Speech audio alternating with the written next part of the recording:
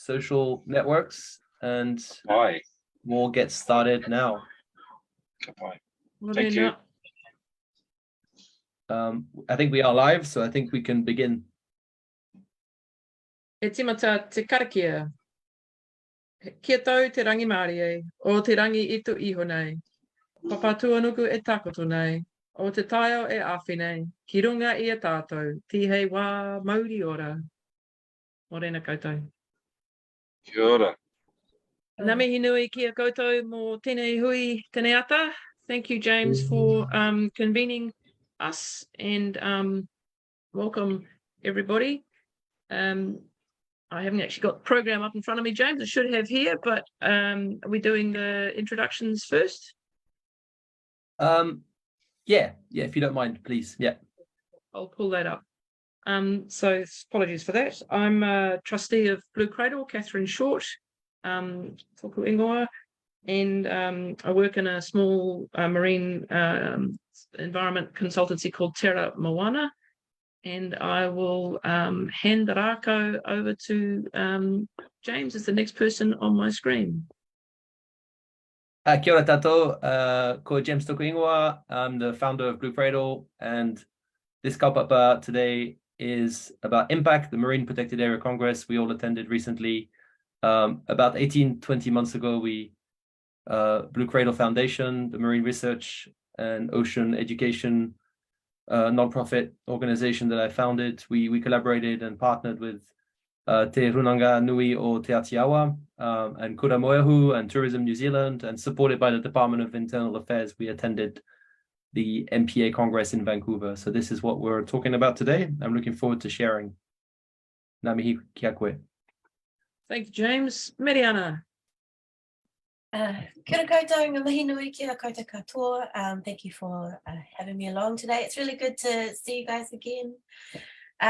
Ko no pare haura kia hau, ko Ngāti Paua, Ngāti Hako, Ngāti Rau Hauraki, Oku iwi, ko Mereana ahau, and I'm a part of Ngāti Paua ki Waiheke and the Waiheke Marine Project. I'm one of the co-coordinators, and I live on Waiheke Island. I was lucky enough to grow up here, and now I'm raising my two boys here. And in my whānau, we like to think that our rocky shores are peppered with the skin from our elbows and the blood from our knees. So, ta-da.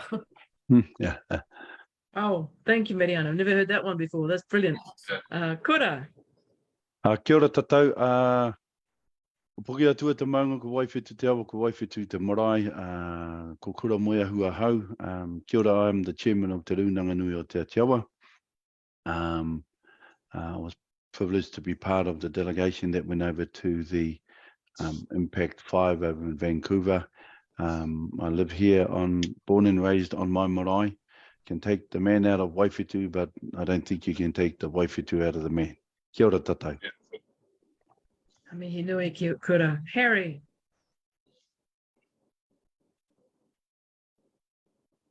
You might have to skip me while I deal with my technology, Katherine. Kia ora. Ka pai. All right. We'll briefly mention great Harry could join us. He was also in Vancouver with the New Zealand delegation, and Harry's the chairman of Ngāti Kuri in the far north. And we have apologies from Dan Hikuroa, Dr. Dan Hikuroa, who was also in Vancouver and going to join us this morning. He has another kaupapa he has to get to, and we may be able to get a recording from him later. And Janine Clarkin from Waiheke Marine Ropu was also there in Vancouver, and I believe is watching is joining us live. So that's all the main introductions. How would you like to proceed, James? I'm just still looking for the agenda. No, that's fine. I can take over from here, Katherine. I'll just give a bit of context, and then I'll show a short video, and then I'll let Kura take the floor. But the context, the context I want to give is quite succinct. The International Union for Conservation of Nature is the world's largest conservation union. It's one of the oldest, and it has a membership base of governments and NGOs.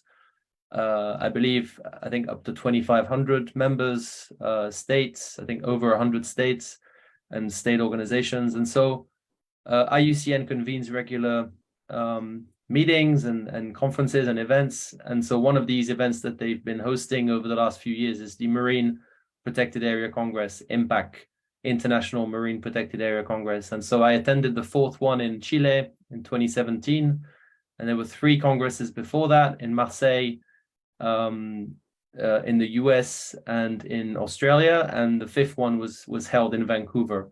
And the reason why this is relevant and we're doing this Cradle, this debrief, is that Blue Cradle, we partnered with Te Aotearoa, represented by Kura, to bid to host the 6th one in Aotearoa, New Zealand, in Wellington, Te Whanganui Atara, in 2026. We didn't succeed. However, we got the silver medal, might I say. And so this Zoom call, this conference that we're having right now, is to debrief what happened at IMPAC5 a little bit, and some of the take-home messages we can share with the rest of the conservation and the environmental community and the society at large in Aotearoa. And so in order to contextualize a little bit more, what I would like to get out of this Cradle, this discussion, is that we look ahead at what we can do collaboratively to prepare an IMPAC7 proposal, because Senegal is the winner. Senegal won, and we have an opportunity in three and a half years to attend the Senegal Marine Protected Area Congress and potentially bring it home 3 years after that. So this is very well in the future, and I think that's an important objective in itself, but I think there's a number of things we can also think about when it comes to marine protection and marine conservation in the Aotearoa New Zealand context. And so without further ado, I'll just show this moment, which was quite an important moment. I'm just trying to think of ways to do this. I'll share my screen and this should work. And I think if I share the sound, it's better. So hopefully you can all see. And I'll just play this. It's only about 2 minutes, but it'll bring some memories. So I would like to recognize New Zealand and Senegal, the 2 finalists, as well as all of the other countries that submitted excellent proposals to host IMPAC6. The IUCN International Steering Committee, comprised of former IMPAC hosts and under the guidance of the IUCN Ocean Team, went through an extensive selection process. I know it was very difficult to choose. They have identified Senegal as the host for IMPAC6.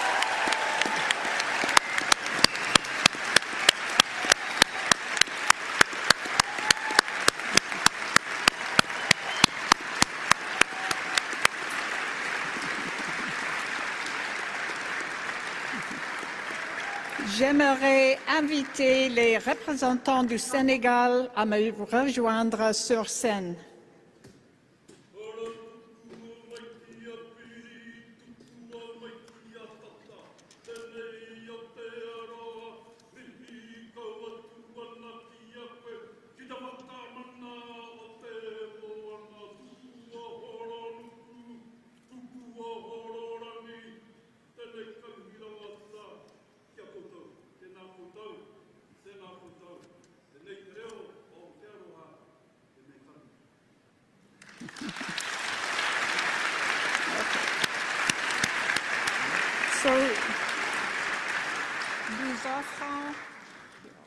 Nous offrons nos sincères félicitations au Senegal. Please accept this paddle as a symbol of our collective efforts towards ocean conservation.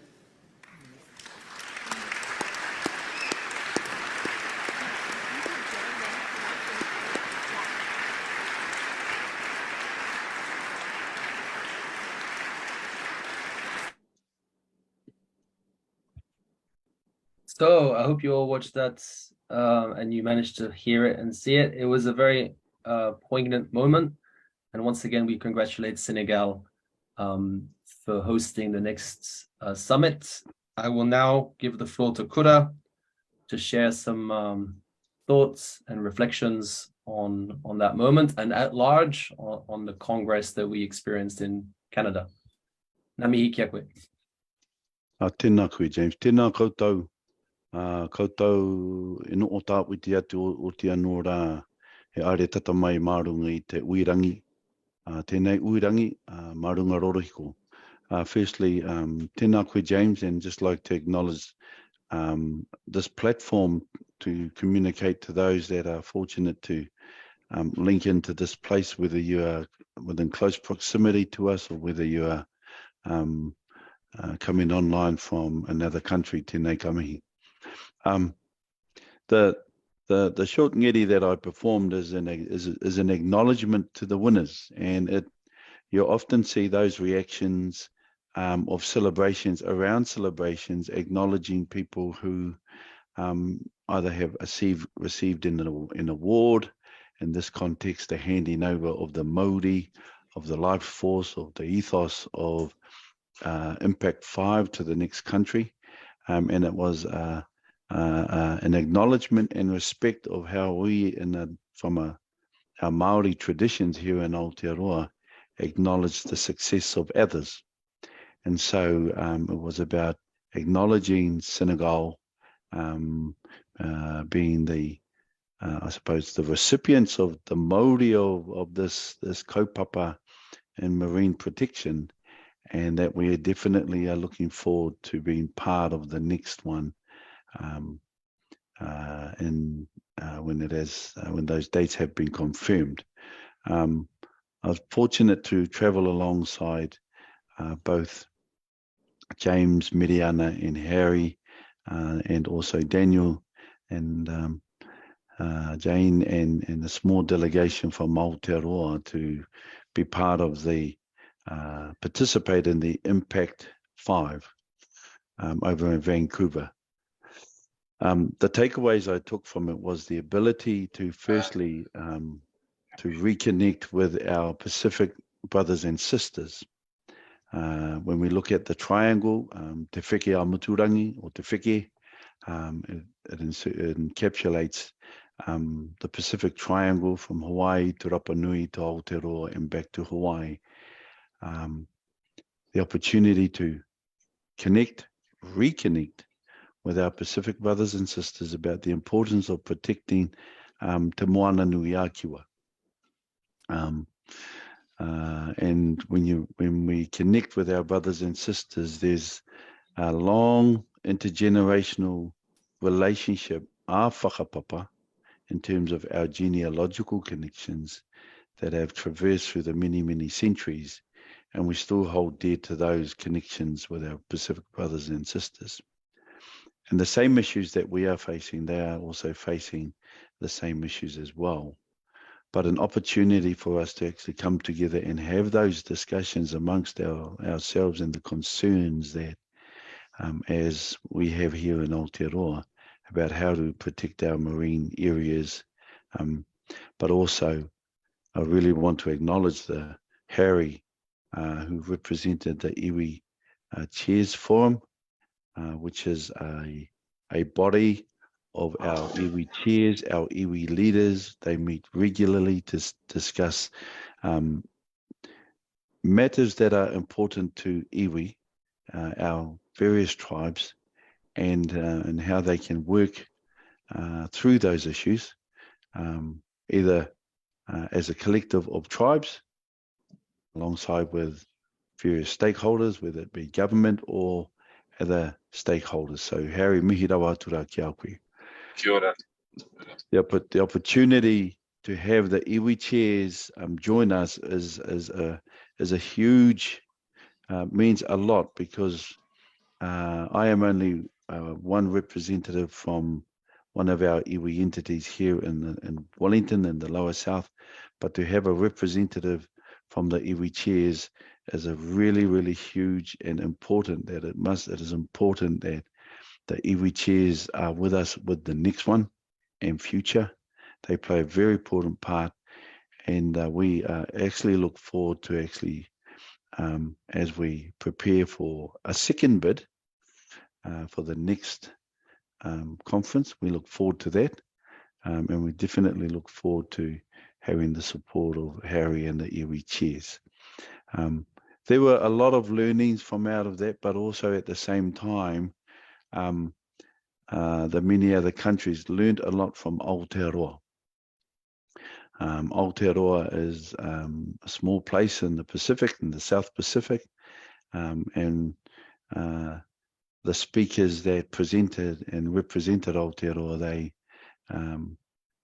they were leaders in their field of marine protection, and particularly those of the Bay of Islands, Mereana, Kura, how you spoke about your local knowledge of preserving your area and things like that. So the opportunity for us as not only just a delegation from Aotearoa, but various iwi representatives that are doing some amazing work within their tribe and within their tribal boundaries. And so that's just my little observation, I suppose, during my time over there, the opportunity to network, to build and advance our relationships.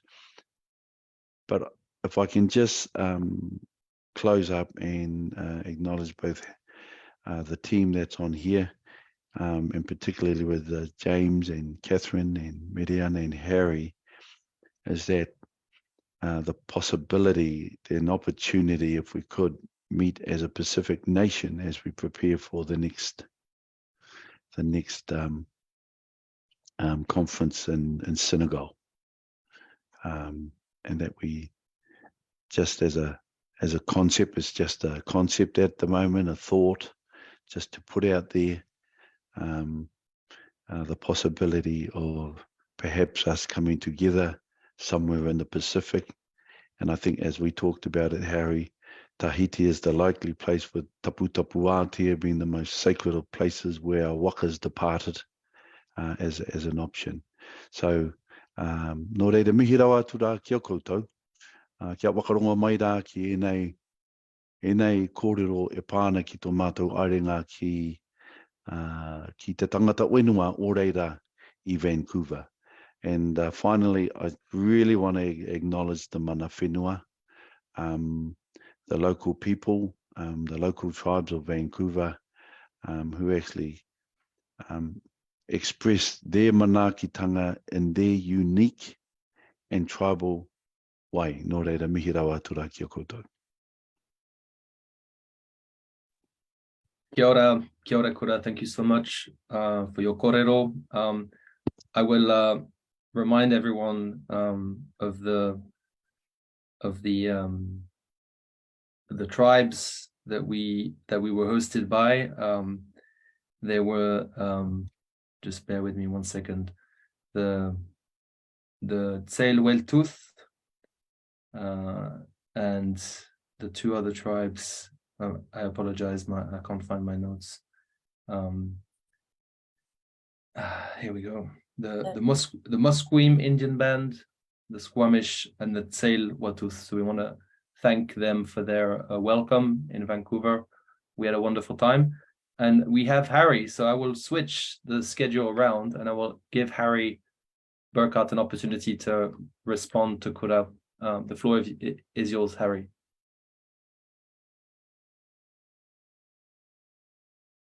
Okay, kia ora whānau. Welcome, greetings, Kura, e hoa, ngā mihi mahana kia koe. Thank you for shaping our kōrero from the right place. So ka pai for that. So probably three things from me is the opportunity for us to be at a place, that whole place of convergence, which was Vancouver for all of us. So we all turned up despite ourselves, which was very interesting. And then on top of that is, as we got into the room, my colloquialism, there's lots of us there. And it was easy to lean in, share, because implicitly we had the same values, principles, and purpose. What was interesting for me is watching government agencies respond to that. I'm going to spiritualize this because I think it's important.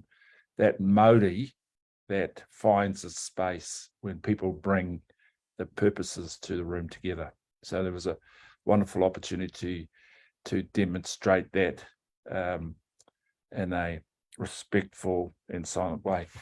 I loved meeting with our First Nation and Indian whanaunga and Inuit whanaunga. They were us. I'd have trouble with them because they're all meat eaters, but beside that, they they were us. And then on the other side of that, as you have these small opportunities to share and influence, and even though at times it was quite clunky, and we didn't control a lot of the activity around us, my sense is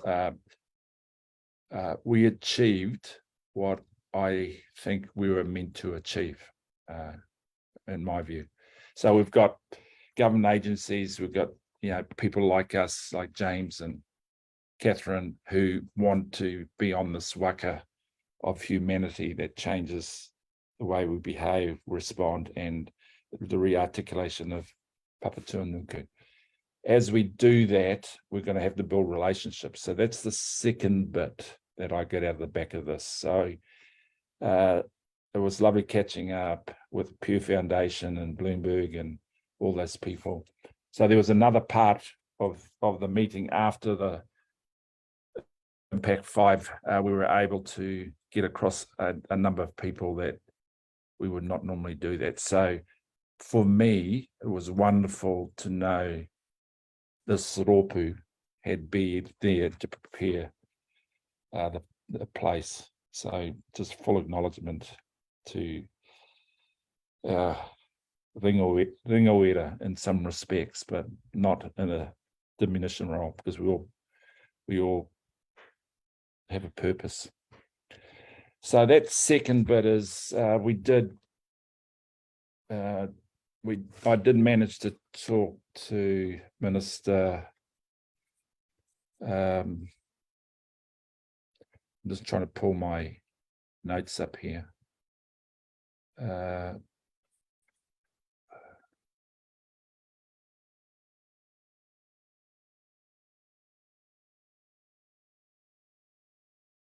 So in my head, the relationship that we wanted to cultivate was with Joyce Murray, the Minister of Oceans. And even though we had that plenary where government talked to government, I was disappointed that an Indigenous caucus did not sit amongst them. And I made that very clear to Joyce Murray. And I did make it clear that the New Zealand government does not speak for Ngāti Kuri. And how might we think about the next opportunity for us to demonstrate the inclusive nature of these responses, and without scaring the horses, bluntly. Even though sometimes we feel like we want to go on world domination, my view is we've got to take people with us, and understanding those purposes is going to be our kind of wheelhouse, in my view. So making it really clear that their current structures did not include us at a level that we wanted to be included was an outcome that I was attempting to achieve. So we did do that.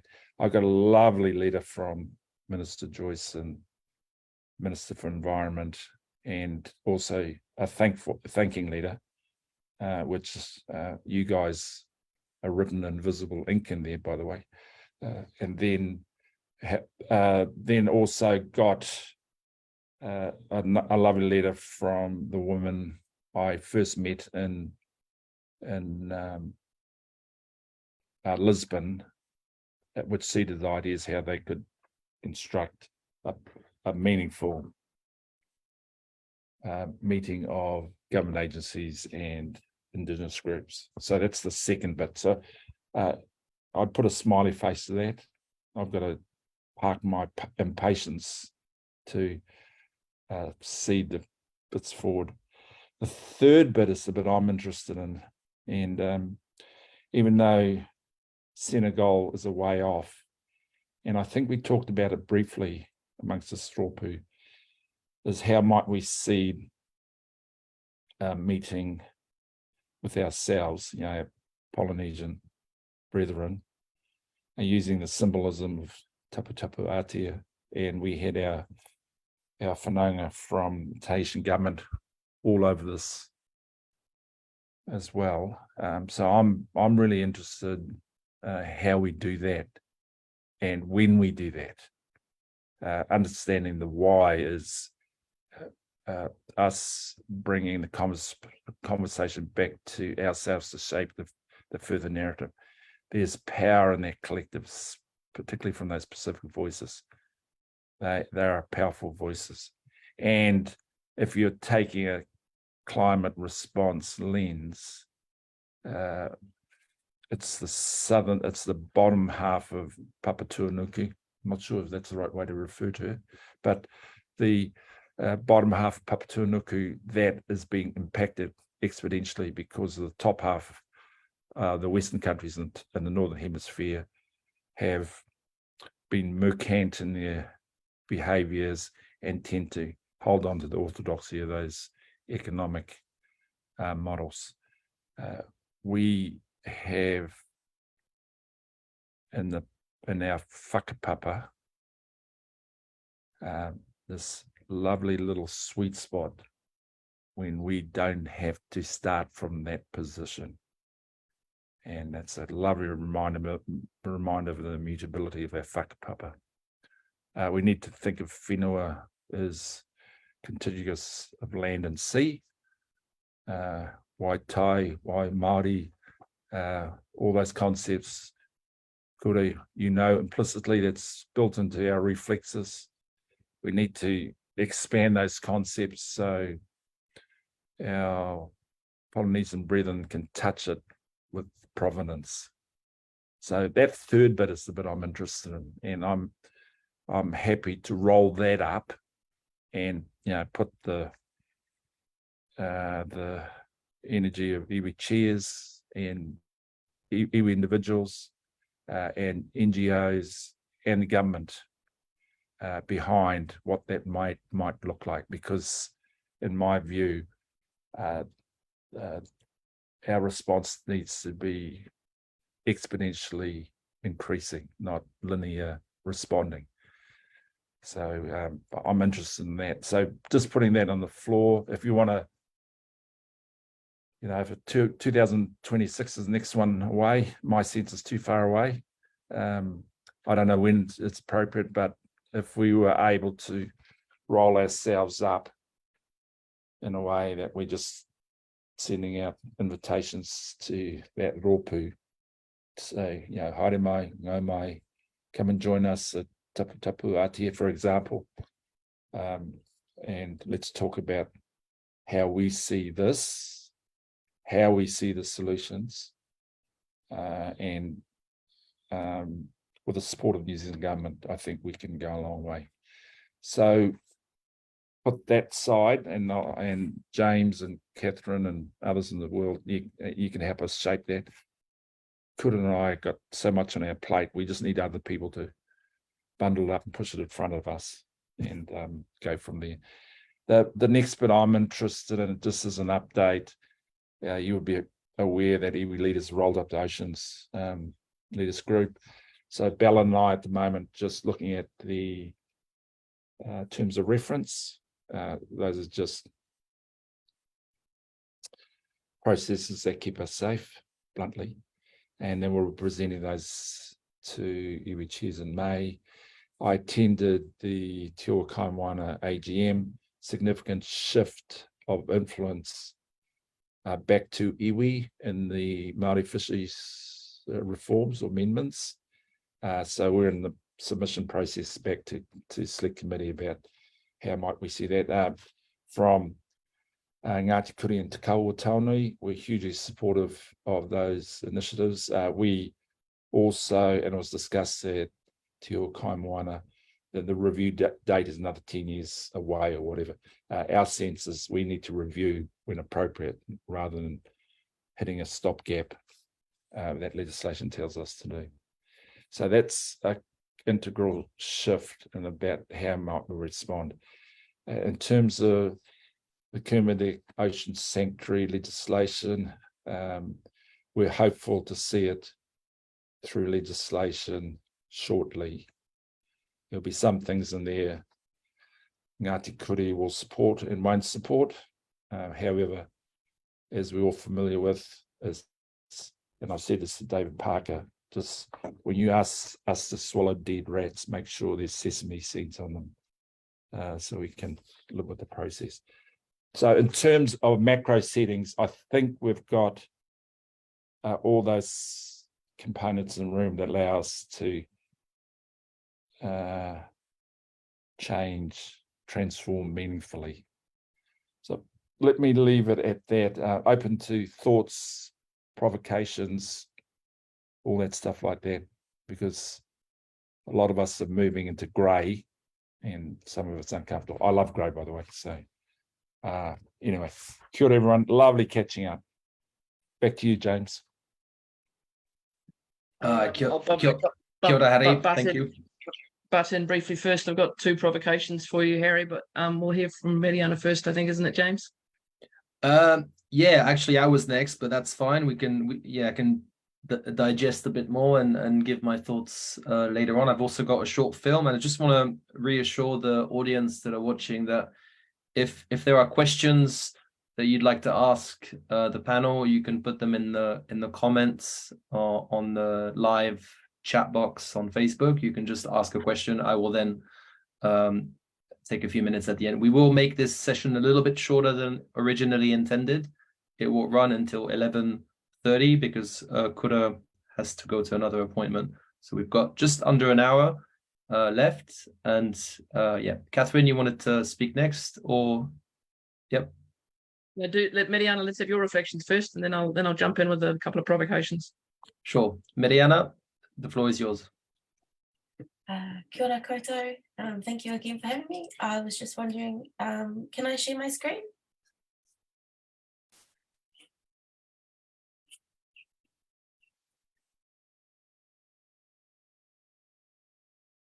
There we go. You're on mute, James.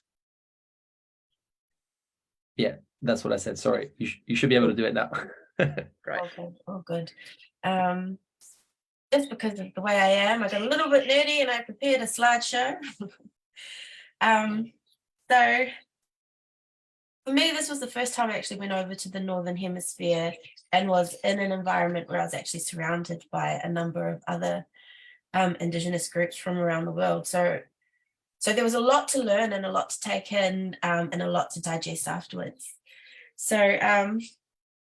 IMPAC took place on the unceded territory for the Musqueam, Squamish and Tsleil-Waututh people in a place now known as Vancouver, Canada. So this is significant because when I was over there, I learned that it was actually the first Congress of its kind to be co-hosted by Indigenous partners. I thought that was pretty wicked. And one of the things that really stood out for Janine and I was the considered and generous way in which we were looked after by our hosts. They really created a lot of safe places for all of the Indigenous people that were there to come together in a good way, to share what challenges we were each facing and how we were meeting them or overcoming them in our places and in our spaces. So I always knew, and like what Harry mentioned before, we have a lot in common with all of the tangata whenua from around the world, you know. but being able to actually sit in the same room with them and swap stories with them kind of just was a whole nother experience. And it really kind of like elevated the whole trip for me. So before Janine and I left, we set ourselves a couple goals. We knew what we wanted to achieve while we're over there, and that was to learn from the other Indigenous groups and local communities about what they were doing and how they were overcoming the issues that they were facing, which turned out to be really similar to what we are looking at here on Waiheke Island. And we wanted to learn how we fit into the bigger scheme of things and how we were nestled, what Ngāti Kauaki Waiheke and the Waiheke Marine Project, and how we were working to protect and regenerate the moana around the island, how that nestled into the bigger picture and into the global context of things. So we were a part of two, and so these pictures were shared during the first day that we had over there. They were actually drawn while we had our Indigenous caucus. And it was just one of the ways that the hosts were able to create a safe space. You know, we actually set the pace of the day, we set the questions, and that's one of the ways that we were able to get to know each other better and find out what it was that we had in common and learn about the issues that we were all facing. I thought these pictures were pretty powerful, so I thought I'd share them today. Yes, so Janine and I, we were invited to speak in two sessions. The first session I was in was on the challenges and opportunities in legal frameworks for Indigenous-led nature protection. I don't know why it was such a mouthful of a title, but that's cool. And in this session, I touched on the signing of Te Tiriti o Waitangi, just to provide some context and to highlight the way in which the Westminster system was copy and pasted into New Zealand by the then newly formed government, and how it was then imposed upon iwi, hapu and whānau from there. And this kind of set the scene for the conversation to lead into how regulatory and legal frameworks in Aotearoa New Zealand from the very beginning and still to this day have been massively influenced by colonial mindsets and beliefs. And we were able to reflect on how it's resulted in an incredibly fragmented legal framework where we're seeing the separation of nature and people, the supremacy of people over nature, financial profit put first over abundant biodiversity, decision-making powers residing in central government spaces, far away from the local environments being regulated, and a higher value ascribed to Western science over Mātauranga Māori, even though both are knowledge-driven disciplines. Paul Tapsell put it way more cleverer than I ever could, so I just popped the quote up here. But afterwards, after that session, I spoke to a couple of ladies from Alaska and Hawaii, and the conversation was pretty much about how, even though like geographically they're far apart and both those places are governed by the United States of America, they were seeing the exact same issues in their legal frameworks and stuff as well. So I thought that was a pretty interesting thing to learn and to reflect on while I was over there. And then the second session that we were in was challenges and, it was Indigenous and coastal communities leadership, embedding centuries of traditional knowledge into practice and accelerate community-led conservation. So Janine and I presented on this together, and this really spoke to the mahi that we were doing here on the island, and how we're prototyping a concept developed by Sea Change called Ahumwana. So for us, Ahumwana is the sole intention of restoring our coastal fishing areas and the taiao, the environment.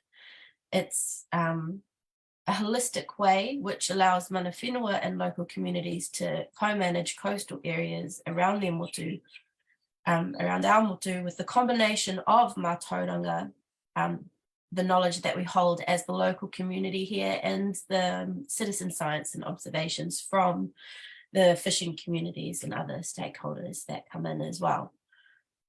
So those were the sessions that we shared. But because IMPAC went over a week, we were able to spend a lot more time sitting in, listening to what other people had to say about what they were doing. And if I was to pull a nugget out of my brain of something that stood out in particular to me when I was listening to all of these folk, particularly from Canada, Australia, and Madagascar, was the way in which they were using legislation that existed in their countries, or they were creating the legislation. So in Canada, they have, was it IPCAs, Indigenous Protected Conservation Areas. And I spoke to a lot of folk that were using theirs. They were actively using theirs, and this placed the decision-making power in their hands as opposed to something sitting with the government or having to go through a central government process before it, you know, got back to them. And then it was in Madagascar, they just created like an exclusive fishing zone for the local communities, and that's called the LMMAs, Local Marine Managed Areas. And so that was putting the power for those coastal fishing areas in the hands of the local communities, not having to go through a central government process before it came back. And then I was like, I felt a little bad that I was surprised to learn, but I spoke to a few folk from just across the way in Australia as well, and they have Tamara over there, and they've had that for over 20 years. And although none of these protection tools, as it were, are perfect, they do all have flaws, like having to find funding to be able to do the things in the first place.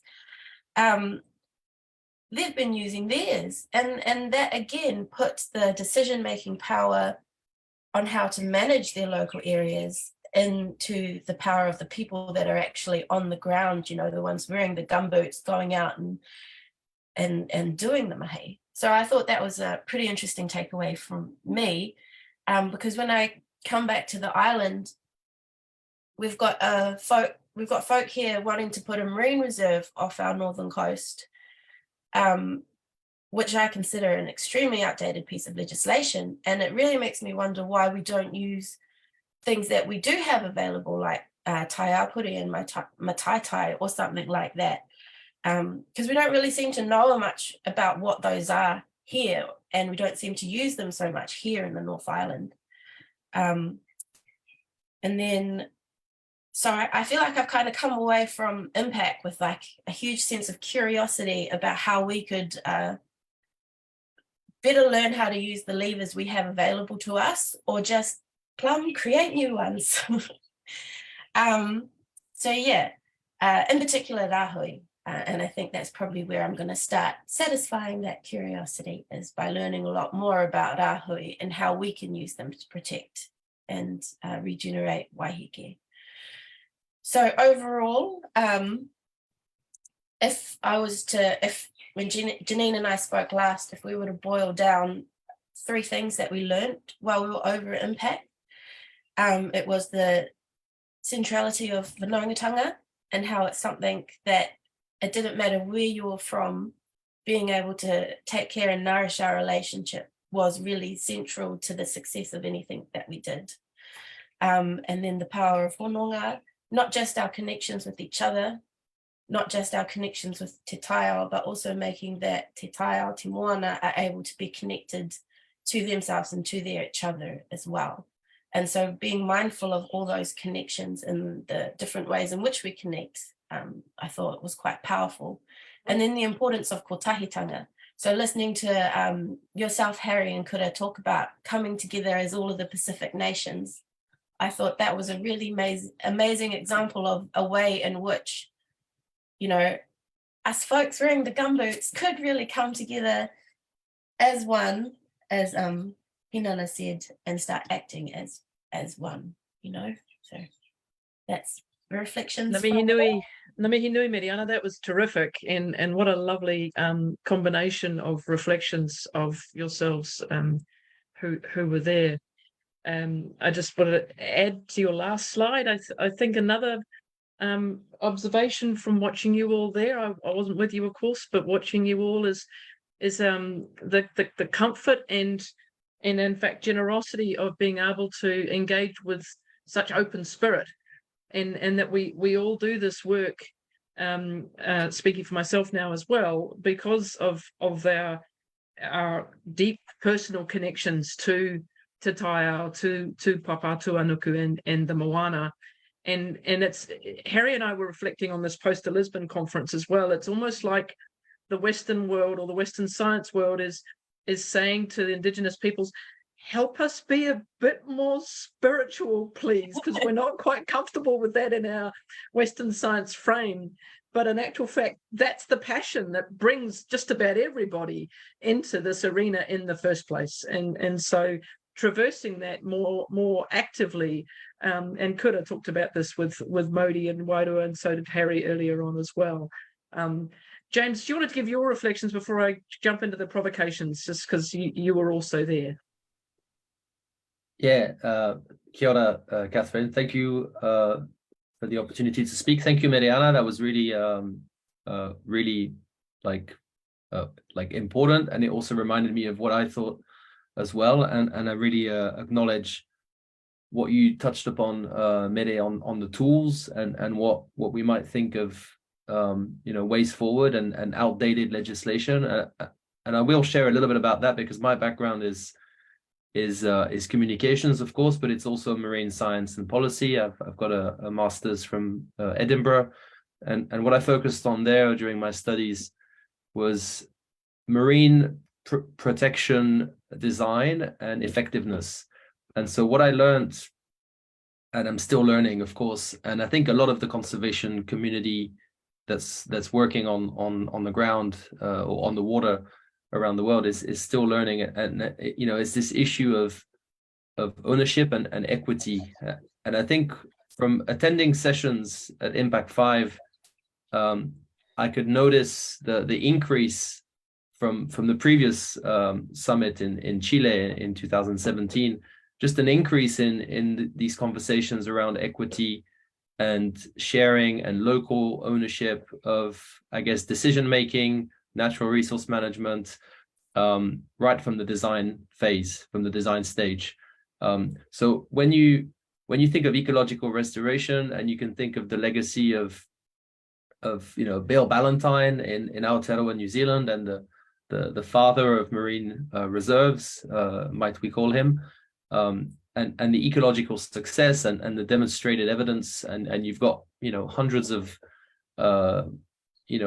established scientists around the world who understand the need to isolate ecosystems from human presence and human harm. But what they tend to forget is, of course, that some of these ecosystems and resources and species have lived side by side with the indigenous peoples who've lived there, who've understood the need for, I guess, stability, for the stability of their communities, and for sustenance. And so when you think of abundance, and when you think of these Western tools that are superimposed, and that goes not just for conservation, but for shipping, for fishing. When you think of exclusive economic zones, all this legislative work that's coming out of the UN, international law, you superimpose this onto areas of the world where they have different worldviews, different understandings, and instead of, rational is important. Of course, there's some rationality in their thinking, but there's also this spiritual and emotional that we touched upon that's embedded within their identity and culture and DNA. So I think that is where the work is needed. And so when I go from one session to the next, and I hear from Dan Hikuroa, who's talking about the voice of the ocean and legal tools to protect and give personification to nature, what I'm seeing is a modern way of acknowledging, ancient wisdom, ancient ways, what we call in some parts here in Aotearoa, mātauranga, the knowledge that's passed on from generation to generation orally. And so that's, if you think of personification of the atua and the way that Maori people see the world, and other parts of the world as well, where they have the similar translation of natural features in this sort of spiritual, emotional way of thinking about it, can we not take the best of both worlds, of the past, of what's been done and the interpretation of the world from before, and the tools that we have today to adapt and refine and give more equity, give more sense of ownership of these natural resource management tools that we have. So whether it's Rahui, Taiapure, and Maitaitai, I think you're quite right, Mere, that marine reserves are outdated. We need something that resembles 2023. What do we have now? I mean, equally, the customary tools might be, also outdated in a way. Maybe we need to think of something new, something radically new that brings these two concepts together, or maybe we can adapt them. I'm not sure. That's a very, very important question. I think some in Aotearoa are trying to answer that. The Minister for Oceans has commissioned some reports written by EDS. There's a whole load of proposals that have been put on the table. What I think is going to be a mix of all of the above. I think it's going to be a mix of legal personhood, community ownership, good ecological design, integration of spiritual and Mātauranga concepts, Maori, which is the life force, Tohu, which signals, things like that we can then integrate and weave into a management plan that integrates culture and identity within a place-based context. You cannot have a one-size-fits-all model. So every place that you protect will have that significant, a point of difference. It will be different to the next. And that's what I want to end on, is for me, there's no point trying to think of this as we're going to have a treaty, it's going to be a global treaty, we're going to implement it. And that's where I think 30 by 30, the global biodiversity framework, is going to have some issues, because you have countries around the world who are going to go for the easiest implementable marine protected areas, or OECMs, which is the other name for the other, which I've been told, and I kind of understand that the other, so the marine protected area is the right way of doing things, and the other is kind of another way of doing it, which is a little bit pejorative, but countries will then choose to place those protected areas in places where they cannot be essentially contended with. So like, if you think of the great colonial countries, France, the UK, and the US, with all of their overseas territories, a lot of the protected areas are going to be in those regions. And so there was some great work by great researchers that was presented at IMPAC5 around that. I'm just thinking of the Ocean Nexus research group, scientists and conservationists such as Angelo Villagomez, who are presenting all of these issues very, very clearly, that we are facing paper parks in some parts of the world. And so these, this rush for targets for 30 by 30, but 30% of protected areas by 2030 will face some difficulties, because some countries will go the easy way. They'll just place them in areas where there's going to be no resistance. There's no one there. It's in the remote island territories, when in fact in their metropolitan areas there's no protected areas at all. So I think when we think of hybridization of marine policy, which is what we're talking about here, and kind of bottom up meets top down and design, I think we need to think about that in that context of there's going to be some difficulties along the way, and there's going to be some unpacking that needs to be done. And that is in the context of the UN Declaration, of course, of Indigenous peoples. And how do we do that on the, side by side with these, self-determination journey, the social justice, and equity, once again, is at the heart of it. So for me, the IMPAC5 was indeed about whanaungatanga, relationship building, and I felt part of this community. But increasingly, the conversation was not about, what ecological tools do we need to put in place. It was more about how do we manage the social aspects of it. The social aspects of it is at the heart of it. And so in terms of taputa puatea, I'll just finish on that. And the whike, I think for me, there was a clear link between, I guess, Aotearoa and the countries across the Polynesian Triangle and beyond, Te Moana Nui a Kiwa, because of course these issues are happening at the same time in these places as well. So we've got these same conversations happening over there as we have here. And I think that's where you can think of, joining forces with the commonality of it. You've got a clear opportunity there to connect the dots and think about this and essentially write history. So let's do it. That's a good note to end on, James. Thank you. You've covered a lot. Draw people's attention. Mereana and I were both at the Sustainable Seas Science Challenge National Annual Science Conference last week to Aotearoa, and there was some tremendous talks. Dr. Robert Joseph and also the whole Te Ao Māori Day on some of the very active thinking about this. There's also quite a head of steam in some quarters, which Blue Cradle also supports, in creating an ocean commission to hold government's feet to the fire on delivery and change, while some of the big legal mechanics crank through. Minister Parker, kindly stepping back into the oceans portfolio quickly last week, came to the conference and was very clear that he's somewhat overwhelmed by the resource management reform and is not going to get stuck into marine reform. But we all know if we wait for marine reform, there won't be a lot of ecological health or Māori left to care for. So we're going to have to just get on and do it place by place. And that is the core of ecosystem-based management anyway, and the core of kaitiakitanga. And there's so much beautiful rangahau now research weaving those two together through the challenge. So Harry, I just wanted to pick up on your word provocation you invited earlier, and explore your thoughts on two things. You have to leave right now. No, Mereana has to leave. Oh, bye-bye, Mereana. Bless you. We'll catch up with you later. Thanks for coming. Mereana. Thank you. Do you see any potential, two questions I'll put to you, Harry. Do you see any potential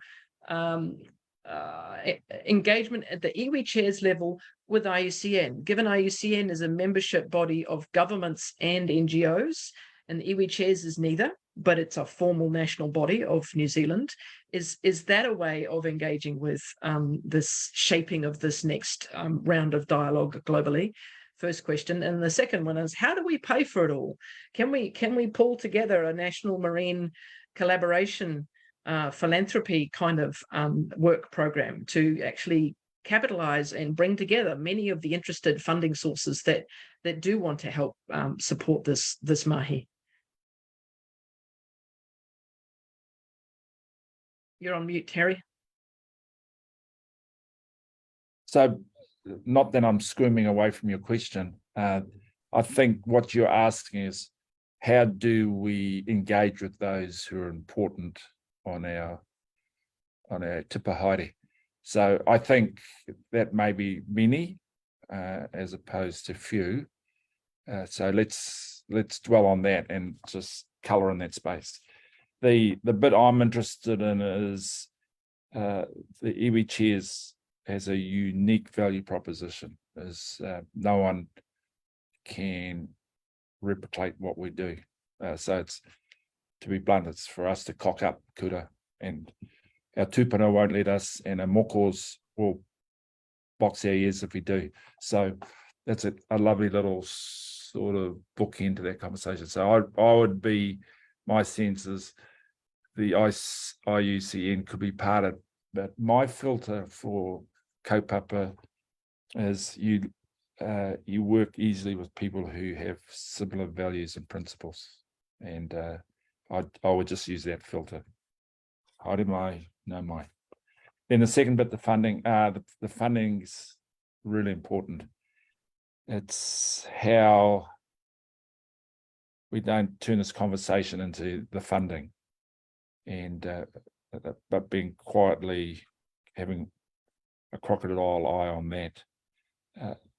What I've found, and this is another cheap shot. If a kaupapa's got resonance and power, the money will come to it. So That's how I'd start that kōrero.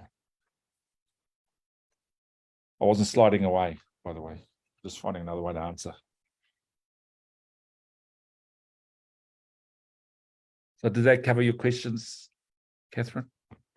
Okay. Oh, it's food for thought, isn't it? Yeah. Thank you. Yeah.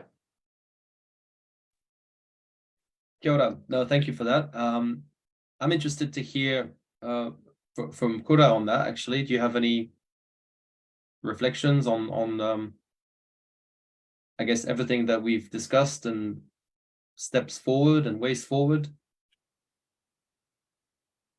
You're on mute. Kura. Yeah. Yeah, I mean, I kind of lean toward what Harry said, because and the way we think is actually intergenerational, not just a 3-5 year plan. And at the end of the day, we are accountable to our people, and like Harry and I, it's something that we live with every time we wake up and every time we go to bed, being within those circles. And so, and like for the Rūnanga down here, you know, that funding issue, it kind of just puts a halt on it. And sometimes from the Rūnanga perspective, we'll just say, let's just go do it.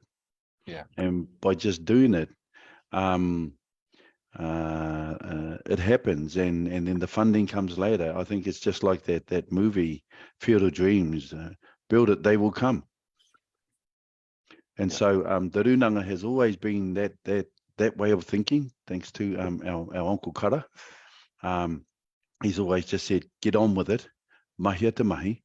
And so by us creating the mahi and actually doing the work, what we've found is even more contracts have come our way because we've been able to do the work, rather than trying to prove in applications and then trying to deliver. We deliver first and then prove.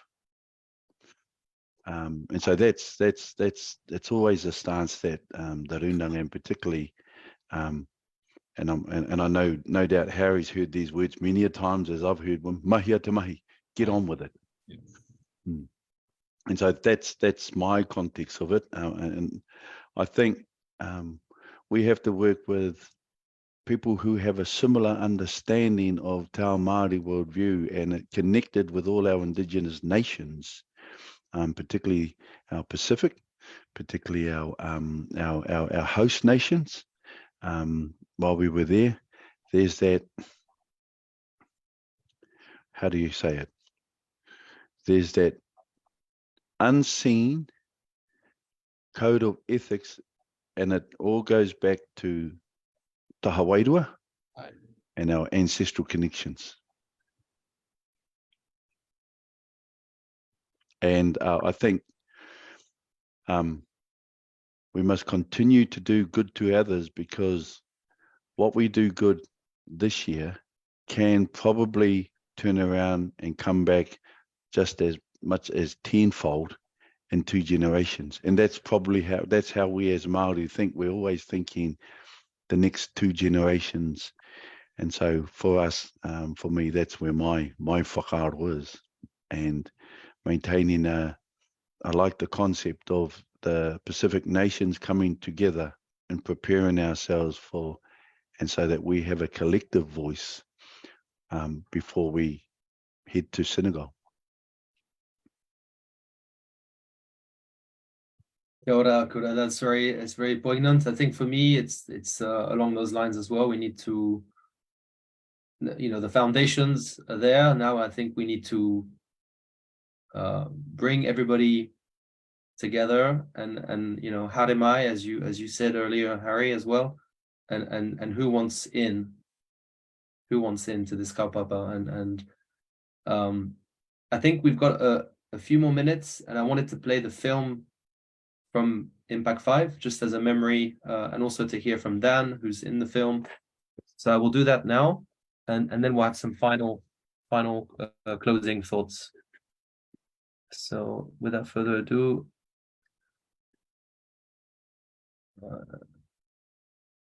if I can work the technology, here we go.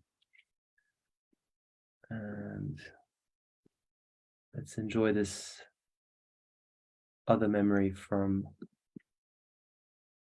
our moments shared together.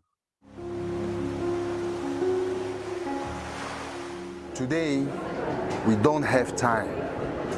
We need to work together because there is only one ocean and we are all connected. People around the world who care about our oceans have come to IMPAC5 in Vancouver to share our concerns, our thoughts and ideas so that we might find better solutions to the challenges that face our planet, and in particular our oceans. It's been really actually quite empowering listening to everybody else. It's a journey of sharing. It's a journey of bringing our thoughts. You cannot talk about climate change without taking care of the oceans, and particularly the Ocean Pacific. The Pacific Ocean and the Pacific peoples are going to be some of the leaders of how we achieve some of the global targets on marine protected areas. I just signed the indigenous voice call for a ban on deep sea mining, to ban deep sea mining in the whole Pacific.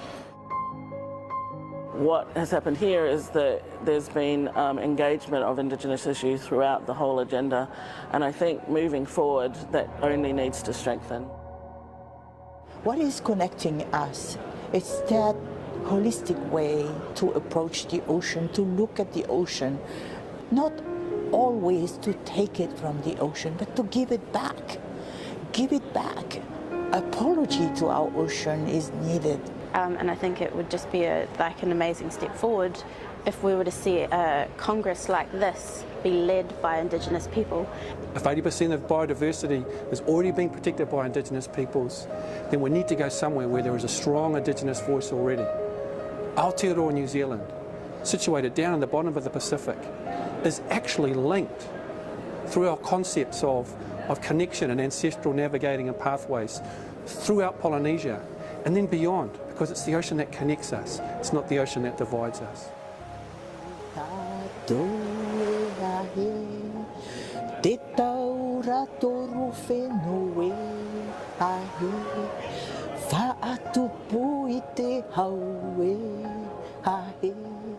We share the same culture, and the culture which is the culture of the ocean, the culture of water.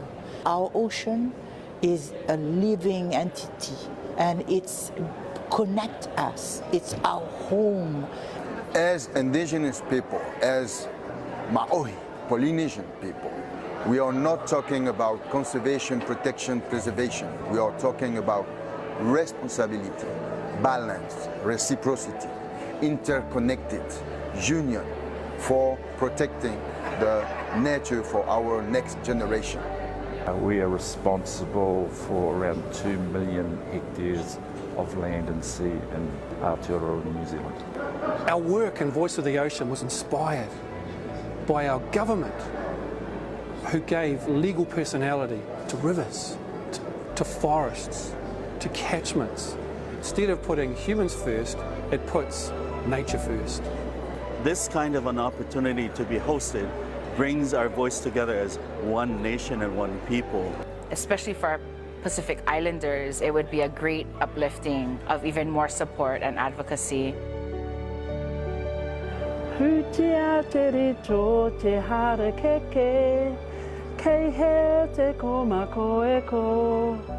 Western methodologies tell us that the ocean divides us.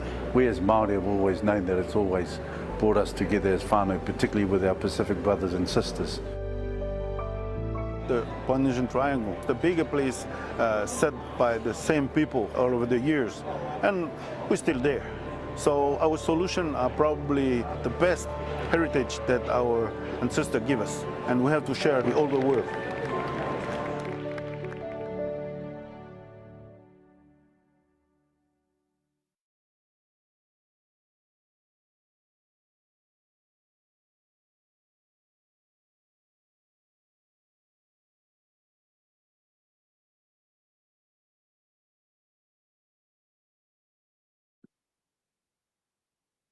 All right, I hope you all enjoyed that. That was some interesting memories and some thoughts.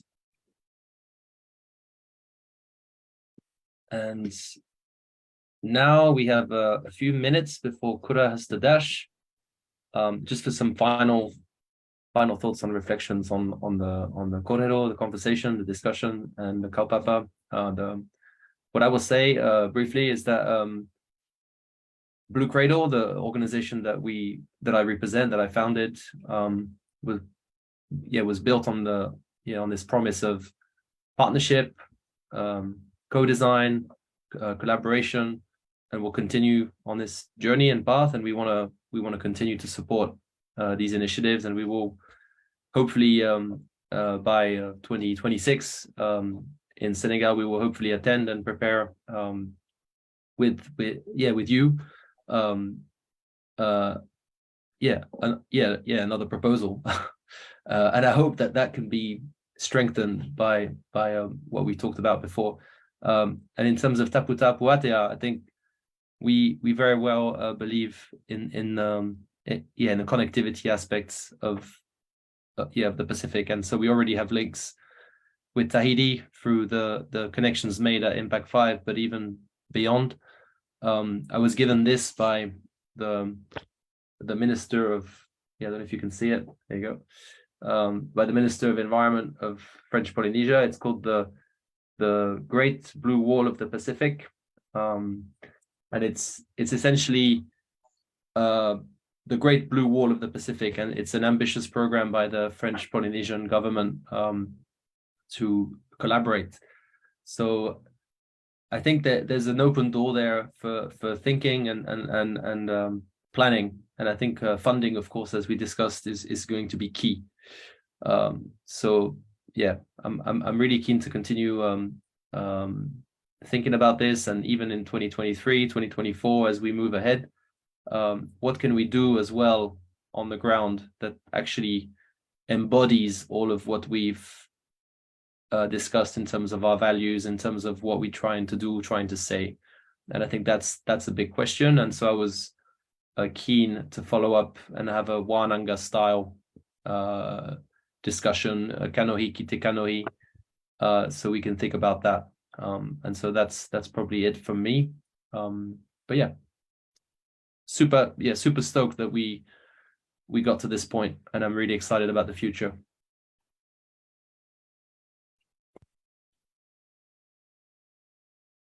Can I just mention something in addition to that, James? I think the one thing we have kind of overlooked, and it just reminded me, that last photo of that video, is that following the presentation to Senegal, the Aotearoa delegation went outside just to acknowledge the iwi kainga, the home nations, acknowledging the mountains, talking to the mountains, talking to Tangaroa, the water, and how the interrelations between mountain, land, and sea, and particularly the genealogy of water in terms of hene pukohurangi, hene wai eto, hene wairere, hene korako,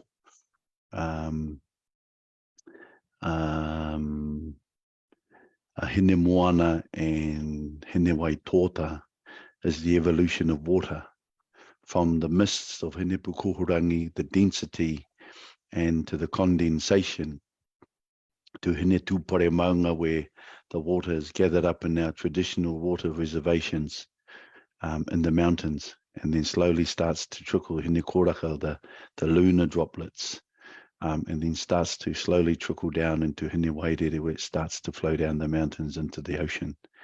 And then with hene wai tōta, the evaporation of the water going back to the bigger body of its whakapapa.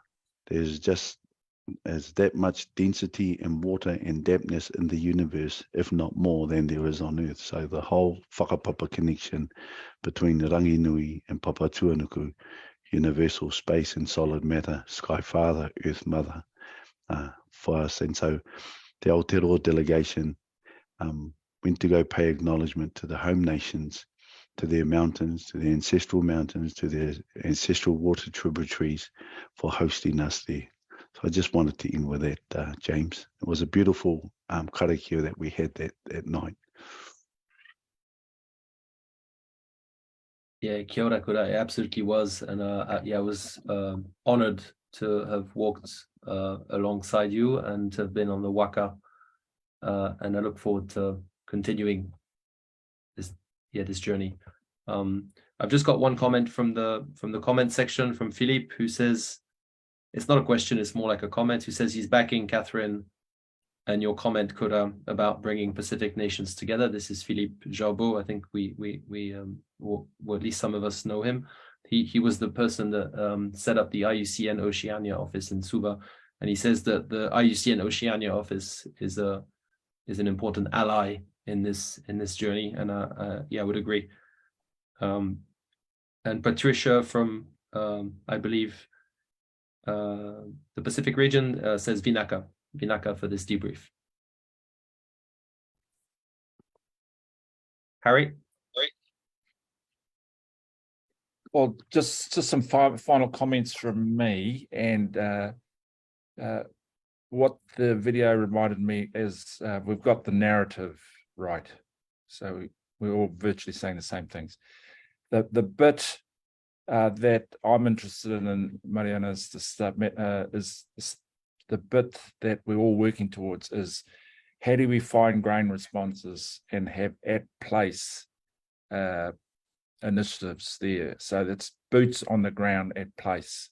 And from iwi freshwater group is we're doing that exactly around the freshwater, the Three Waters reforms, the Resource Management Amendment Acts, and the Natural Building Environment Act and Spatial Planning Act. So in there is a mobilization of our people at place who are grounded with the kōrero that Kura talked about, and they are providing that first offering back to wai, to give effect to mana or to wai. And what Tina Parara has done is articulated what that resource looks like.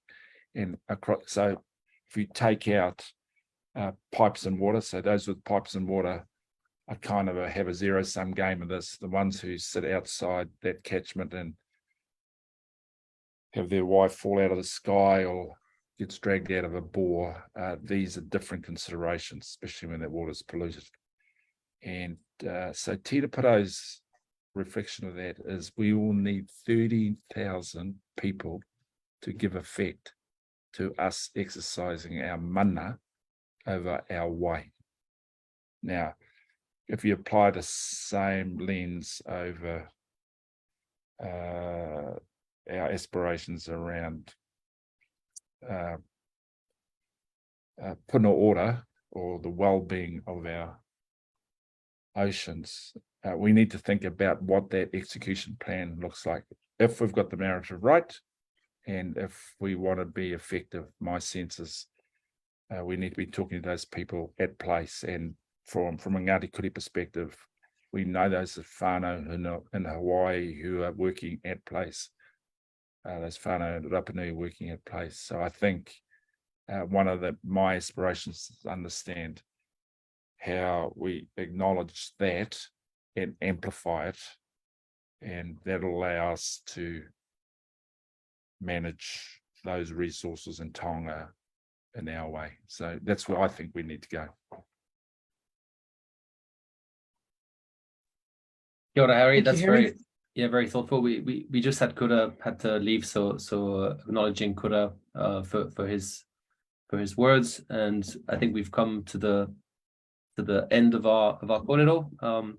But this has been really good, and I think this opens up a lot more discussions. I think we could have gone on for hours, but it makes me optimistic, and I hope for those watching that you got a sense of how this is important and how important it is. The health of the moana, of the ocean, is really at the heart of everything that for our future generations, I think it's really important to think of health of the moana means the health of ourselves. So I'll just end on I'll just end on that. And Katherine, the floor is yours for your beautiful ending thoughts and karakia. Oh, well, it's been said, so thank you all. I won't repeat, and just thank you all for sharing your nako, your heart, your wairua, your spirit, your inenaro, your thoughts in your brain, whakaaro, and generosity in being here today to reflect on where you all were in Vancouver and where we all hope to take this mahi in New Zealand and internationally, in Aotearoa and internationally. So I'll close with my favourite karakia. Kia ora te marino, kia whakapapaponamu te moana, kia tere te kārohirohi I mua I tō huarahi. May the calm be widespread, may the sea glisten as the green stone, and may the shimmer of summer dance across your pathway. Ka kite, everybody. Take care. Thank you very much. Kia ora. Mā te wā. Mā te wā.